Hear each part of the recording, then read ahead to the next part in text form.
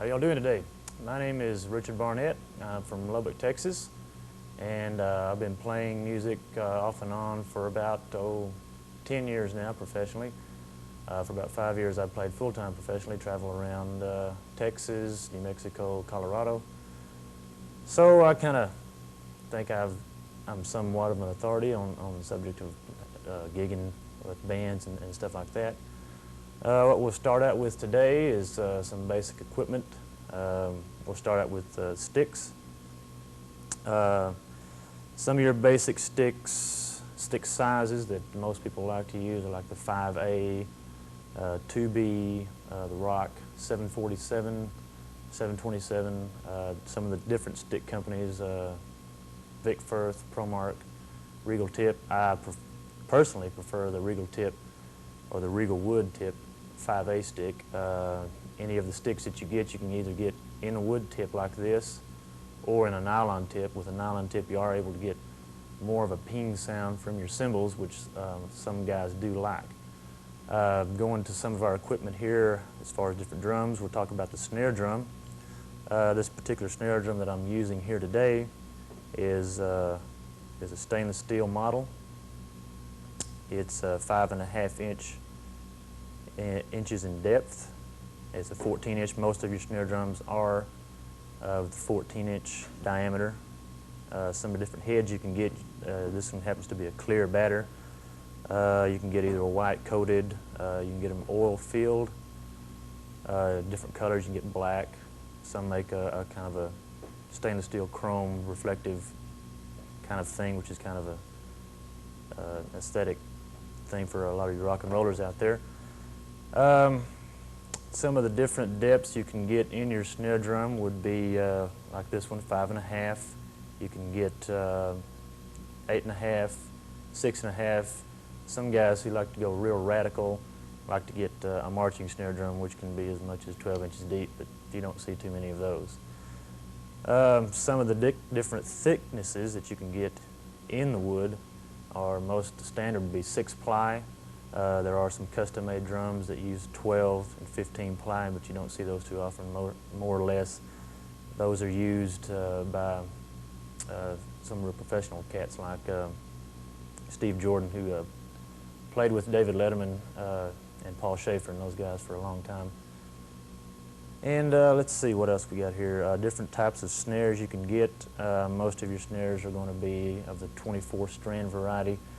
You can get them thicker with 24 to 48 strands. You can get any combination of the spring type snare with the catgut. The combination of those two will give you a little bit more of a pop, more bite, which a lot of rock and roll guys and drummers now, even in country and sometimes jazz, do use that type of snare configuration. Some different types of tuning you can use for the snare drum. I usually like to get my bottom head real tight, probably as tight as it can go, and then come up here the top head and kind of get that to the tension where I like for it to be. You can use different types of muffling systems. Most snare drums do have an internal pad that's usually about 2 inches in diameter. You can also use felt strips, cut those up in strips about 1/2 inch to 1 inch thick, and just lay them across either the top part of the head, or some guys run it just straight across. So you can use tape, just whatever you want to use for different types of the sound that you want out of your snare drum. Okay, another drum which is almost mandatory when you're playing a kit is your bass drum.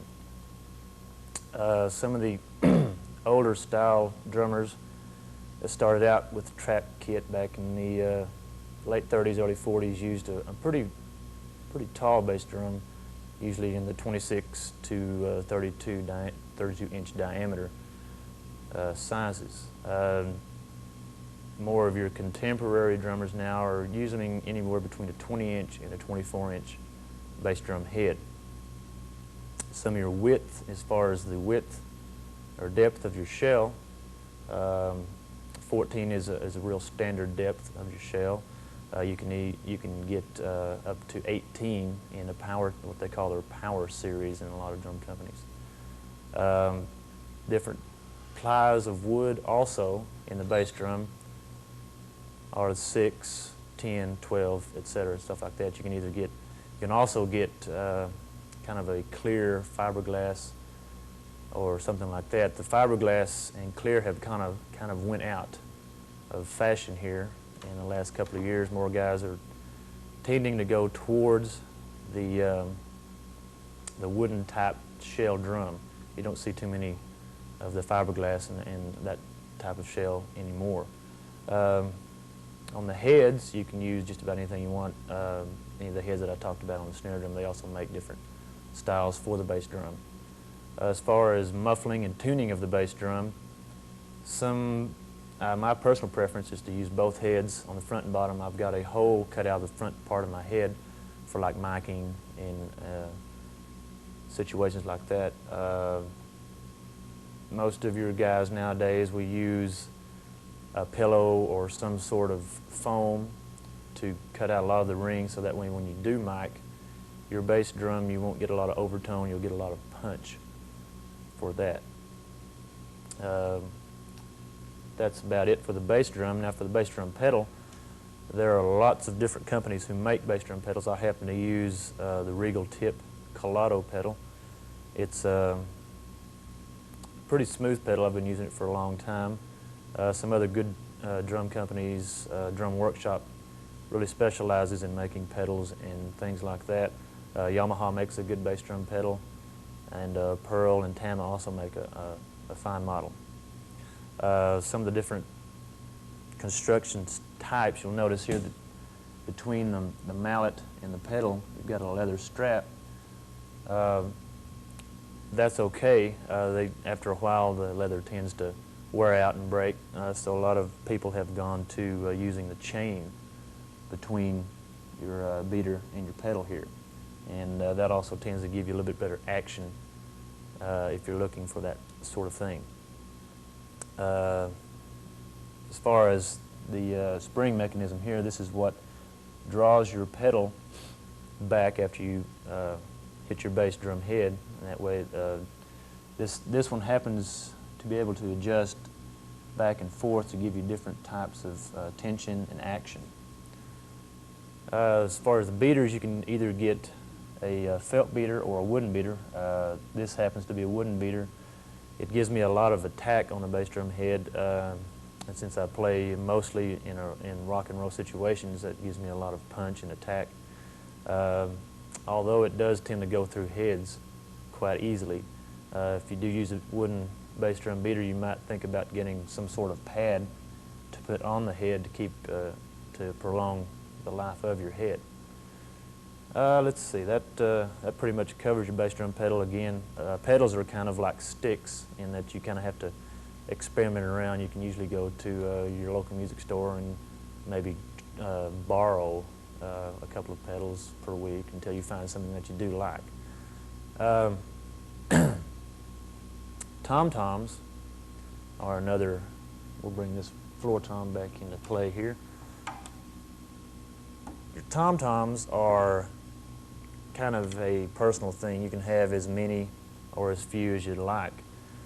You can, for instance, this set, you've got two mounted toms. They call them mounted because they are mounted on the bass drum. And I've got one floor tom here, and it's called floor tom because it says on the floor. Pretty obvious there. Some of the different manufacturers of tom-toms will be Yamaha, Pearl, Ludwig, Slingerland. Well, I would say Slingerland, but they're out of business now, so that doesn't matter. Tama, those are all good companies. Premier is a good English company. Sonar is an excellent drum company if you can afford their drums. They're real painstaking in their manufacturing. As far as the types of heads and things like that, again, you can kind of experiment with your heads just to get whatever sound that you're wanting to get. Another word about heads is that the thinner the head that you have, the more lively of a tone that you will get and a lot of ring. You'll get a lot of ring, and some people like that, some guys don't. A lot of guys like the real thuddy, fundamental sound of tom-toms. If you want to achieve that, you can start going to a thicker type of head, one with maybe oil between two types, or one with real thick plastic. My personal preference as far as of the tone of a tom-tom, I like to have a lot of ring in mine because it just gives your drums more of a musical sound. This set that I'm playing on here just has one head. There's no bottom head on the bottom here, so you're going to get a real thuddy sound, real meaty. If you like that kind of sound, you can go for that. Again, muffling, you can either use the internal mufflers that are in the drums, or again, you can use tape or felt strips or whatever you need to get the sound that you're looking for. A word about sound, the sound of your drums. Don't let anybody tell you that this sound is bad or this sound is good. Sound is kind of like different types of pizza. Either you like it or you don't. You just need to get what you think sounds best to you and what style of music you're playing. A lot of jazz drummers like to have a lot of overtones, a lively ring to their drums. A lot of country and western guys go for the more fundamental thud sound like this drum will give you here with one head. And your rock and rollers kind of are in between there sometimes. They just do whatever they want to do there. As far as your depths of your shells, these shells here are pretty much a standard depth. I think this is about a 10-inch depth here, and you can get shells that are what they call their power series, power toms. The reason they started coming up with the longer, elongated series of drums here is it gives you more volume. That's basically the only reason why they do that. That pretty much covers it on toms. Again, you can use as many or as few as you want. They come in sizes from 6-inch, which are usually mounted up here above the hi-hat. 6-inch, they usually go down to an 18-inch in the floor tom sizes. You can mount your drums either on your bass drum like we have it here, or have them on stands, just however you want to do it. On cymbals now, some of the essential cymbals that most guys like to use is the ride cymbal. This is, if you're right-handed, it will be over here to your right. Some of your more popular sizes of ride cymbals will be 18 to 22-inch. You don't see very many 22-inch and 24-inch cymbals simply because they have a little bit too much of overtones, and just kind of hard to find cases to fit a 22, 24-inch cymbal. 20-inch and 22, those are going to be pretty much your standard sizes of ride cymbals. This happens to be a 22. Pretty good sounding cymbal. It's real thick. If you want a real pingy sound, don't want much overtones, you want to get a real thick cymbal. That'll give you a lot of attack. And of course, the thinner cymbal you get, the mellower the tone will be.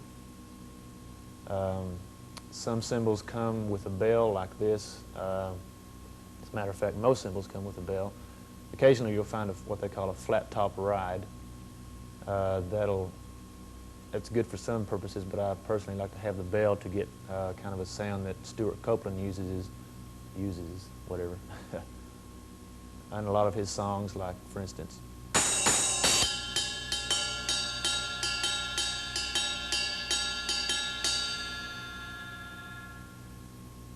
and from that, you can get different tones from your cymbal simply by hitting your cymbal from the center to the outside. The further you get to the outside, the more mellow tone you'll get, for instance.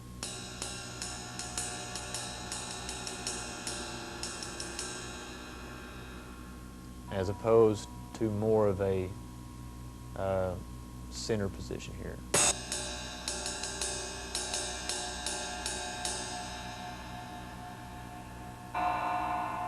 There tends to be a few more over rings on the outside portion of your cymbal. Another cymbal that is pretty much essential to your kit will be your hi-hats or sock cymbal. You don't hear the term sock too often nowadays. Hi-hats is more the accepted term. Hi-hat cymbals are usually, as far as your sizes, start at about 13 inches and go to a 14 and 15. These cymbals here are a 13-inch variety. You can get them either in a rock series or a jazz, just whatever sound you're looking for again there.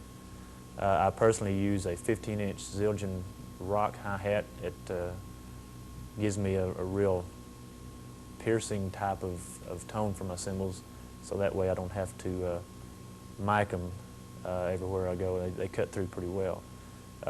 Some guys will use a 13 or 14, most popular size being the 14. You can get them in a couple of different varieties, like Paiste, for instance, has what they call the sound edge hi-hat. What that is, the bottom cymbal of the hi-hat pair will be kind of a ripple shape. What that does is allow the air to escape from between the two cymbals, so you get a nice crisp tone each time you bring your cymbal down like so. These cymbals do a real good job of getting a nice crisp tone. Zildjian has their innovation on getting the air to escape is just drilling like 4 holes here on the bottom cymbal. You don't see too many of those types because most Zildjian cymbals usually are pretty good about getting a good sound that you need. Paiste makes a good hi-hat cymbal. Sabian is also a good cymbal company that you might check into. On your hi-hat stand, that's kind of like getting your bass drum pedal. Just kind of have to find out what feels good to you, and if you play on the road a lot, or if you just sit around at home playing, you might judge what type of stand you need there. Some of the different leg configurations. This one has 2 bars here per leg. I usually try to get as heavy duty a stand as I can because they do hold up real well on the road. Most of your lesser expensive stands tend to have just maybe 1 bar here and maybe 1 spring for your rebound action. This particular hi-hat stand here has all the spring action inside down here on the bottom. Some companies will put their springs on the outside with an adjustment knob either here or on the sides. Some companies do put 2 springs on each side of the pedal. Okay, that pretty much covers the hi-hat there. And as far as crash cymbals, you can get different thicknesses and types. 14s, 16s, and 18s are probably the most popular. Mediums, lights, and so forth. And you can have those are kind of like tom-toms. You can have as many or a few of those as you like.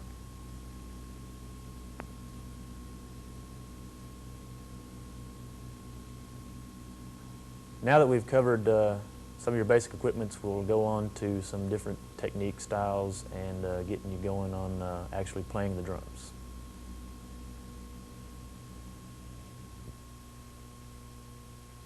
Okay, let's talk a little bit about grips and technique for a minute here. You've got a couple of grips that you want to use when you're playing. One is known as the traditional or standard grip. The way that works is your right hand is pretty much a basic type of grip. You just come over here and grab your stick with your right hand like that. And you want to make sure not to hold it real tight because you want to get a lot of freedom in there and work the stick with your fingers and your wrist. And with your left hand on a traditional grip, it's a little tricky. What you need to do is hold your hand like so and place the stick between the middle finger and your third finger there. Place your thumb over and your index finger over like that. And the only reason they came up with the traditional grip like so is when you strapped on a marching snare drum, it's got a natural tilt to it, and instead of tilting your whole arm like that to get your slant correction there, they just invented this grip here where you have a natural slant on your stick. And the proper technique in using this type of grip here is you use this index finger here to get your rebounds like so.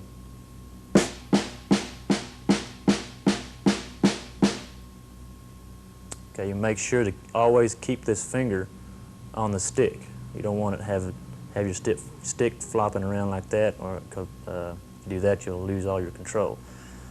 I personally don't like this grip here. I like to go to what they call a match grip, which is you use the same grip in your left hand as you do your right hand. You'll use this grip on everything else that you play in percussion, like your timpanis, bells, vibraphones, anything else of that nature. They do have devices now in marching band where you can get your snare drum flat in front of you when you're marching, so you can use your matched grip all the time, so you don't have to worry about using two grips and working up two different techniques. Let's see, we'll go over a few rudiments now for you that you can work on and get your chops built up. Again, you want to keep your sticks real loose in here. Use your fingers. The proper position of your hands is have your palms down and use your fingers for your rebounds of your sticks. A couple of the rudiments you can work on is the ever popular paradiddle. What that does is alternates between your right and left hand every other cycle. For instance, you can it'll start out right, left, start again right, left, right, left, etc. And I'll demonstrate that on the snare drum for you.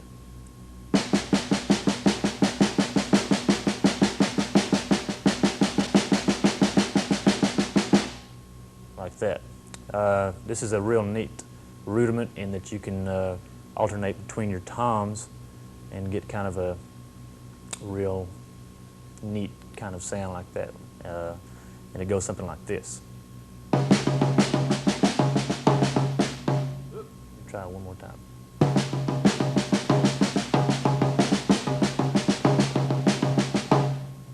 Like that there. Another rudiment that you'll need to work on will be your double stroke roll. That's just alternating right and left hands in a rapid repetition, like right, left, right, left. You want to try to start out slow and build up to a buzz in your snare drum, and I'll demonstrate that for you.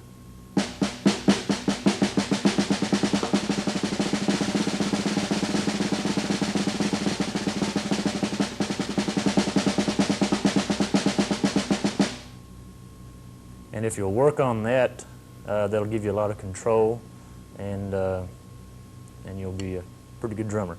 Another rudiment that's pretty basic and pretty easy is what they call a flam. What you do there is have a grace note followed by a full stroke of your stick. I'll demonstrate that for you here. Like that, you kind of get that double effect. Okay, now that we've got basic techniques and grips down and some rudiments for you to work on, we'll go on to some actual exercises for your trap kit. One of the basic rhythms you can do will just involve your bass drum, your snare drum, and your hi-hat. We'll just call this a straight rock beat.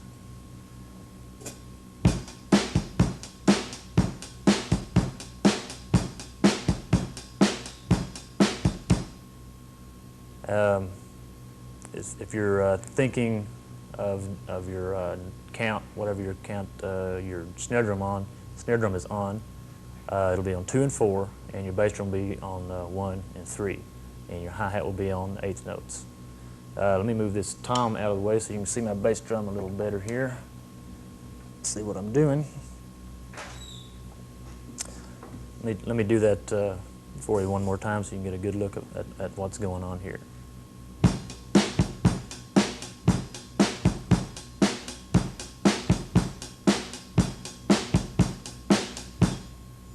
Okay, that's pretty much, like I say, a straight rock beat. You can use that with almost 60–75% of the songs that you will be doing. Another variation of that is what they call the Chelsea rock beat. That involves having your snare drum hit on 2 and 4, but your 4th beat will be doubled, for instance.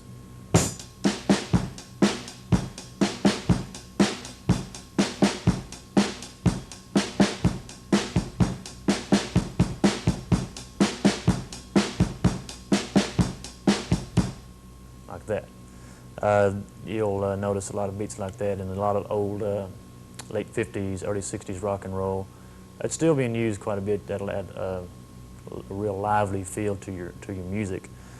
Another rudiment, or not rudiment, but exercise you can do comes from the jazz era. It's called a shuffle, and you can swing your beat. I'll demonstrate just what your right hand will do on your hi-hat here.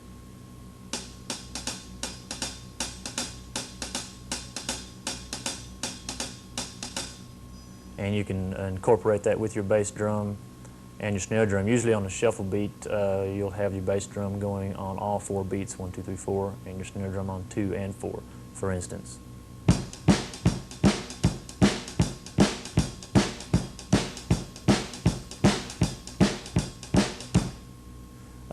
Again, if you want to vary that up a little bit, you can go over here to your ride cymbal, and it'll kind of give you a more of a jazzy type feel, for instance.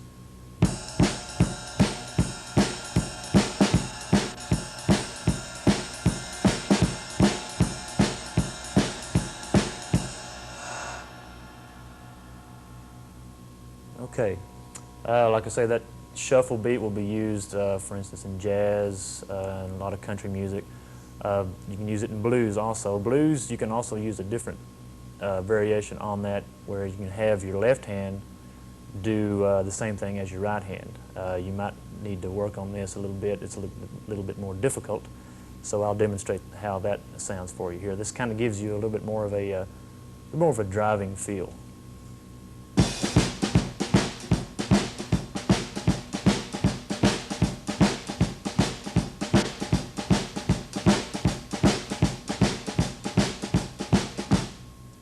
And that's how that's accomplished.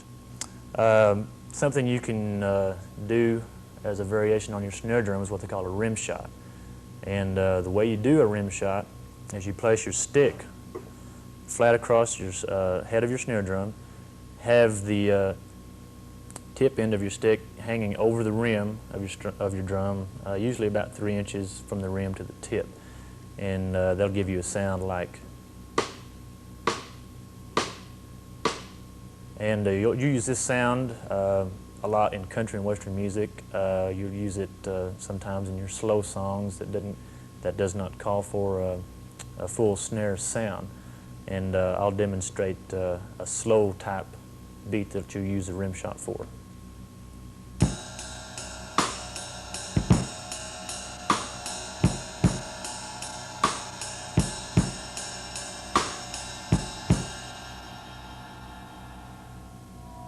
And you can also use that in a kind of a country shuffle, for instance.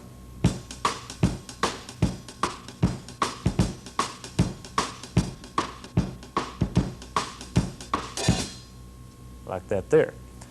Another use for the rim shot will also be in your Latin type rhythms.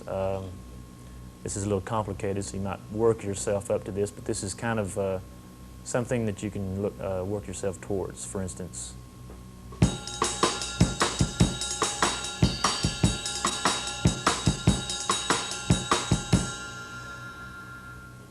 Just your basic Latin type feel.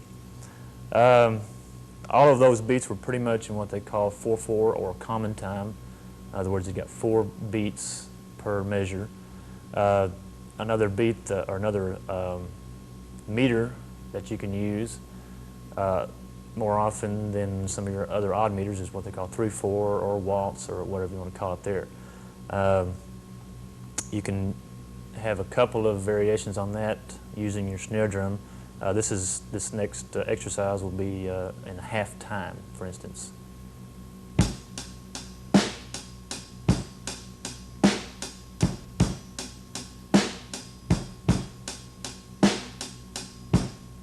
Right there, the snare drum was on every other one, and the bass drum was on the one that the snare drum was not on. You can double that up and have your snare drum on 2 and 3 of every measure, like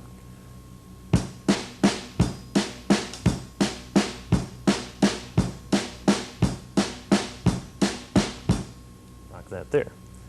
And those are some of the basic exercises that you can work on at home, kind of build up your chops, get your foot and hand coordination developed. A couple of your techniques that you can use on your bass drum pedal. You can either always have your foot flat on the pedal here and just use that if you're playing anywhere from soft to medium levels. You just keep your foot flat on the pedal, or you can raise your heel off of the pedal and use the ball of your foot and get kind of a more rapid action on your bass drum pedal, like so.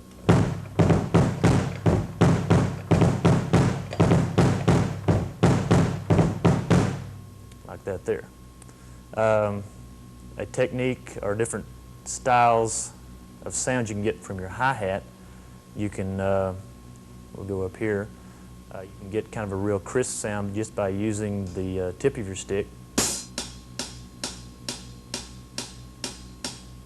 Or you can use, come down from your tip and kind of strike your cymbal at an angle like this.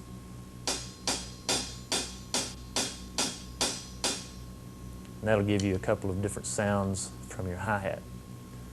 Okay, we're going to put some of these rhythms into songs and show you what you can do with that.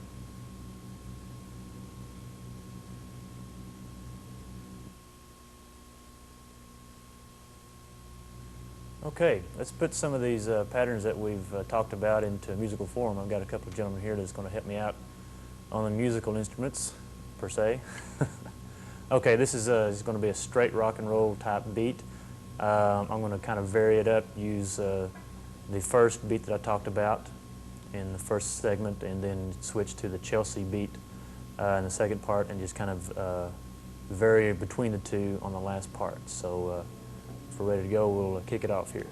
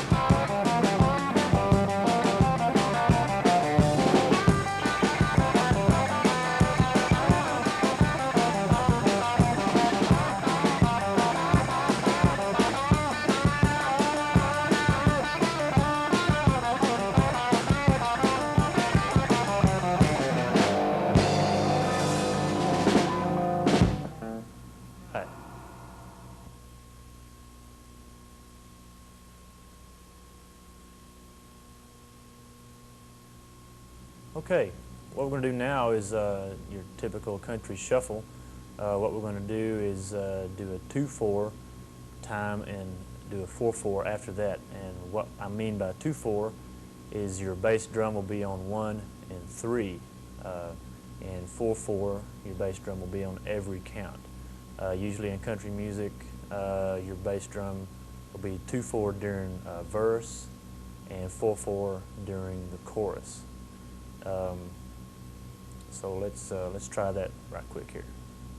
1, 2, 3, 4, 1.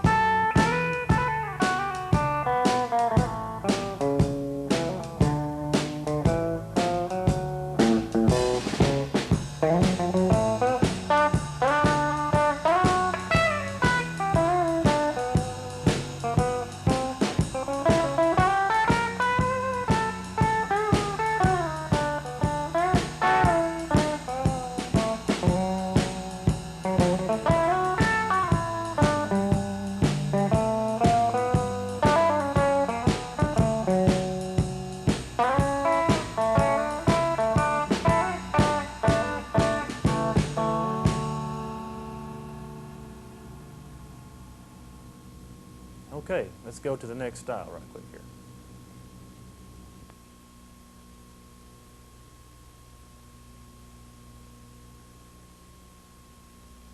Okay, this next style of music we'll be doing for you now will be your blues shuffle. I'll put some fills in there. This is commonly known as a 12-bar blues, so you might count along with us in 1, 2, 3, 4, 1, 2, 3, 4, that fashion, and kind of notice where I put the fills. I'll make these real simple and real easy to follow. In a blues shuffle, most of your fills will be in a triplet nature. It's kind of, you divide your measures or your beats into threes. For instance, if you've got 1, 2, 3, 4, 1, 2, 3, 4 going, you can divide that into like that, and that's what you call a triplet. So that's what my fills will be based on in the blues shuffle that we're about to do for you here. I think the name of the song is Highway. Okay, 1, 2, 3.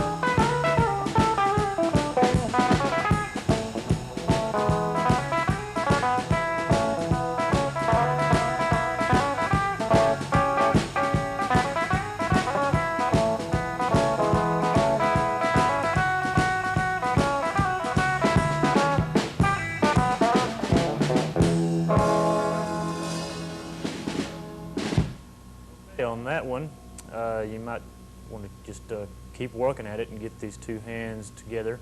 It'll take a little bit of work, but once you can get it down, it'll be a real useful effect. Okay, we're going to do the next style for you here.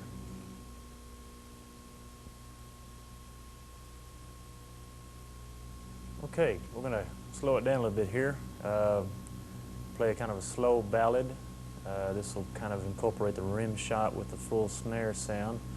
You might, if you want to, listen to the bass guitar and my bass drum pedal. I'll try to keep those two together. You might want to try to do that with all of your styles that you'll be doing.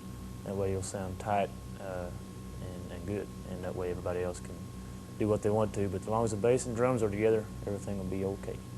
Okay, this is just going to kind of be a slow ballad. Start out with a rim shot, then go to a full snare and out of the song. Okay. 1, 2, 3, 4, 1.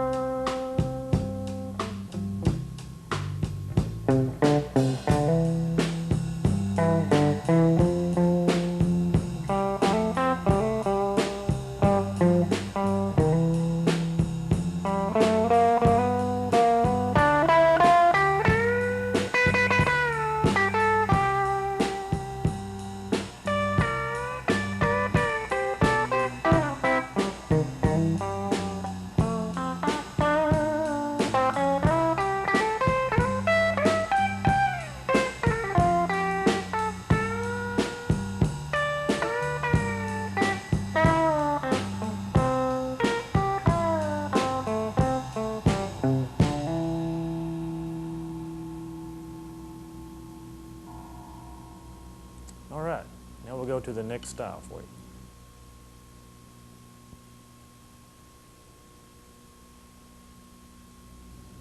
Okay, we're going to do the infamous disco beat now. This was brought about in the mid-'70s when the disco music came about. It's still used today. A lot of rock and roll music uses the disco beat. Basically what the disco beat is you've got the bass drum playing on every count, and snare drum just on 2 and 4. You can have some variations in your cymbal work, and a couple of those I'll be doing. I'll just be hitting 1/8 notes on your hi-hat like this, and I'll go over to ride, and then I'll come with an open hi-hat kind of lick, and something you can work on. What I'll be doing is something like this.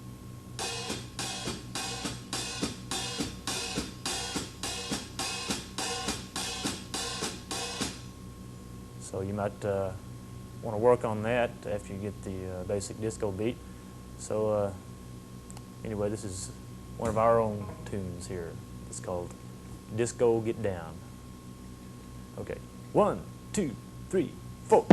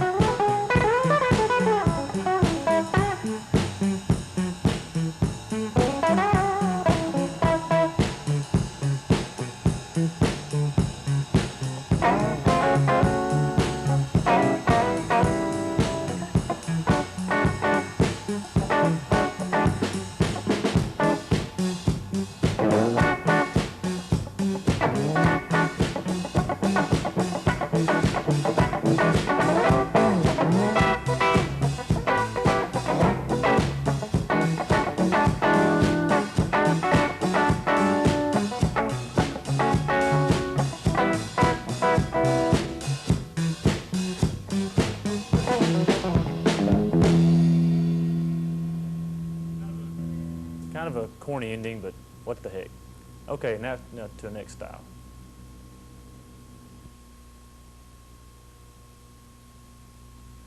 Okay, this next lesson will be a 6/8 feel. Basically what 6/8 is, you've got 6 beats per measure. It's kind of counted off in pulses of 2. For instance, you'll count off a song in 6/8 like 1, 2, 1, 2. But everybody in the band will hear it as 1, 2, 3, 4, 5, 6, 1, 2, 3, 4, 5, 6, and like that. Fats Domino kind of made this feel real popular back in the 50s, and still being used quite a bit in a lot of your slow 50s type songs. So anyway, we'll get on with a little 6/8 music for you. 1, 2, 1, 2.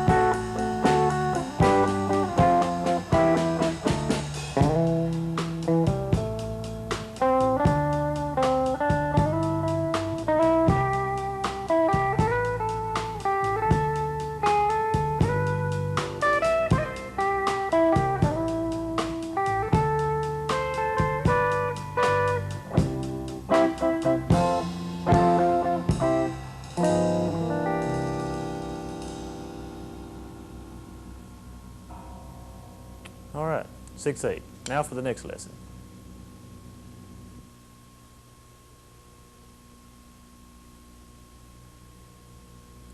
This next feel will be a 3/4 or waltz.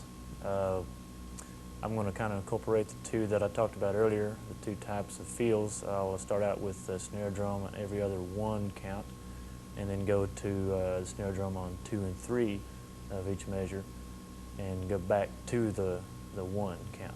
This is an old Cajun standard called Jolie Blonde. 1, 2, 3.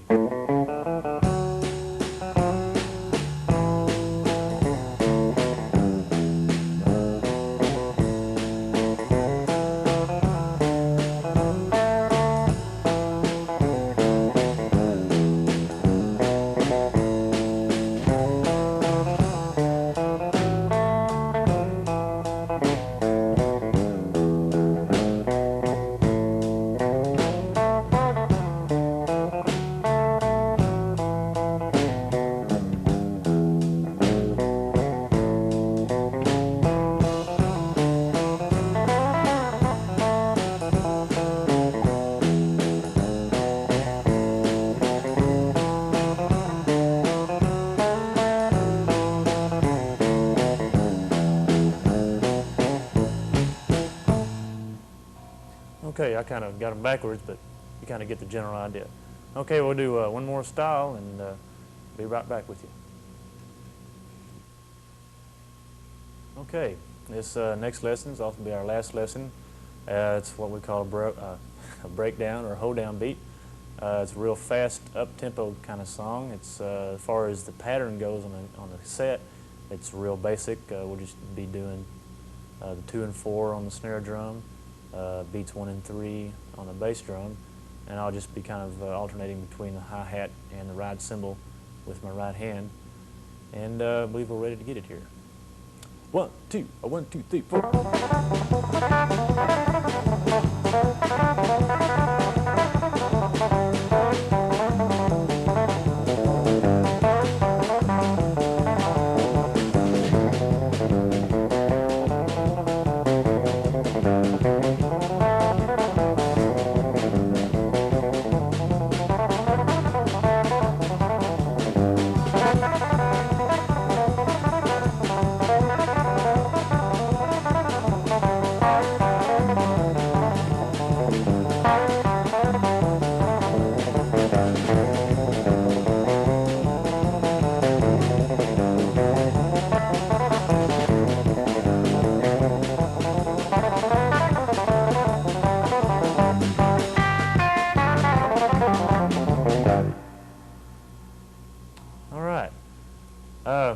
We'd like to thank you for purchasing the tape. I hope you learned something. I always remember that drummers are musicians. Therefore, you need to always listen to what's going on around you, especially the bass guitar if you're playing in a band. It's pretty important to make sure you listen to everybody. That way you can complement everyone well. Drummers are supposed to just lay down the beat mainly. They do have their moments, but most of the guys in the band just want something to lay down the beat, so be sure not to get too much in the way. Be sure, like I say, get what you need to make you feel comfortable, get what you need for your future applications, get the right sticks, right cymbals, etc. Be sure to practice.